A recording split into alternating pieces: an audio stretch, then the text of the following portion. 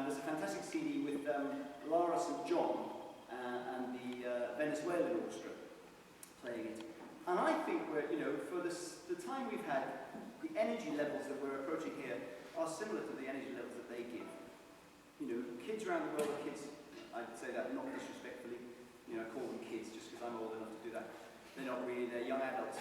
But they've just been fantastic to work with over the past, last night and today. And how they've come up in standard over the short time we've had is amazing. And I think you can tell, and you're obviously enjoying it because of the applause you're giving, which is terrific. We're going to finish now, I'm afraid, because that's all the music we've had time to learn. And we're going to finish with the Piazzolla Summer.